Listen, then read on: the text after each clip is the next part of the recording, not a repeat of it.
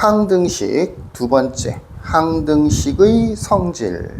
항등식의 성질, 여기는 뭐에 대한 얘기인 거냐면 앞으로 우리가 항등식에 대한 문제를 풀이를 할 때 가장 많이 사용되는 공식 같은 겁니다. 가장 많이 사용되는 공식.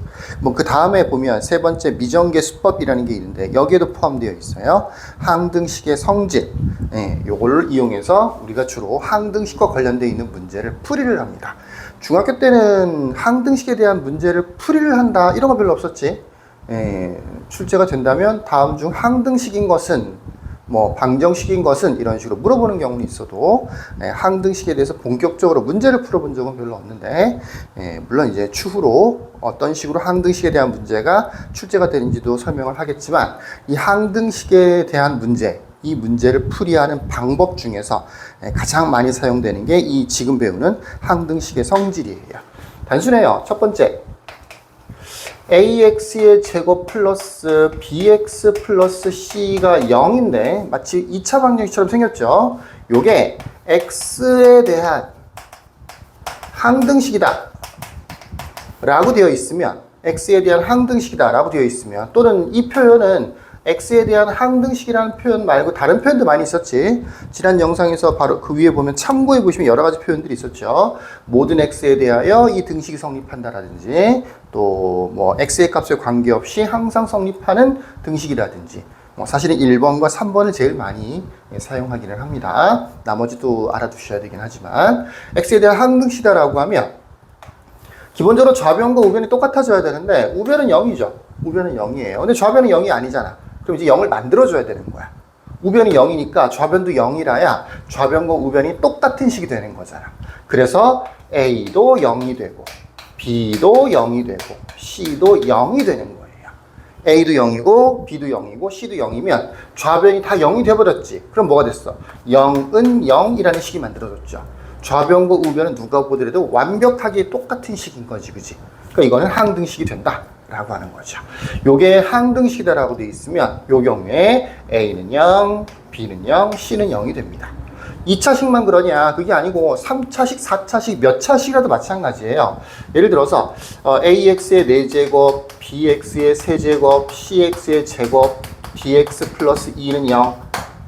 방정식이면 풀어야 되는 거지. 근데 그게 아니고 이게 x에 대한 항등식이다라고 되어 있으면, 그러면 우변이 0이니까 좌변도 다 0으로 만들어줘야 되겠지. 그래서 A는 0이라 되는 거고, B도 0이라 되고, C도 0이고, D도 0이고, E도 0이라 된다라고 볼 수 있다는 거죠. 반대도 마찬가지예요.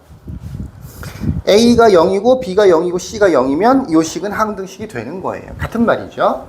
얘가 항등식이면 A는 0, B는 0, C는 0이 돼야 되는 거고, A, B, C가 다 0이면 이 식은 좌변도 0, 우변도 0이 되는 거니까 항등식이 된다라고 볼 수가 있죠. 우리는 첫 번째 것만 잘 기억하시면 되겠습니다. 얘가 항등식이 되려면 A, B, C가 모두 다 0이 돼야 된다라고 하는 거고요. 두 번째, 조금 더 많이 나오는 형태는 AX제곱 플러스 BX 플러스 C가 거기는 뭐 A'이라고 되어 있죠. A'X제곱 B'X 플러스 C. 항등식에서는 보통 이 항 같은 거 잘 안 한다 그랬었죠. 해도 되긴 되는데 잘 안 합니다. 좌변을 보면 이렇게 생긴 2차식이고 우변을 보면 이렇게 생긴 2차식인데 실제로 A'과 A는 별 관계가 없어요. B'과 B도 별 관계가 없어요. 그러니까 교재에는 이런 식으로 되어 있지만 뭐 우리는 차라리 그냥 A, B, C, DX의 제곱 플러스 EX 플러스 F 이렇게 둬도 마찬가지예요. 근데 만약에 이 식이 뭐 방정식이다라고 하면 좌변으로 이항시켜서 2차 방정식을 풀이하면 되겠지. 근데 그게 아니고 이게 역시 X에 대한 항등식이라고 되어 있어. 그러면 좌변과 우변이 똑같아져야 되는 거니까 A랑 D랑 똑같아져야 되는 거고, B랑 C랑 똑같아져야 되는 거고, B랑 E랑 똑같은 거죠. B랑 E랑 똑같아지는 거고, C랑 F랑 똑같아져서 좌변에 있는 식과 우변에 있는 식이 똑같아져야 된다. 그래서 A와 D가 같고 B와 E가 같고 C와 F가 같아져야 된다라고 하는 거죠. 반대도 마찬가지입니다. 이와 같은 식이 A랑 D랑 똑같고 B랑 E랑 똑같고 C랑 F랑 똑같아. 두 식이 뭐 다른 점이 뭐가 있어? 똑같은 식이 되는 거지. 그러면 항등식이라고 볼 수 있다라는 얘기입니다.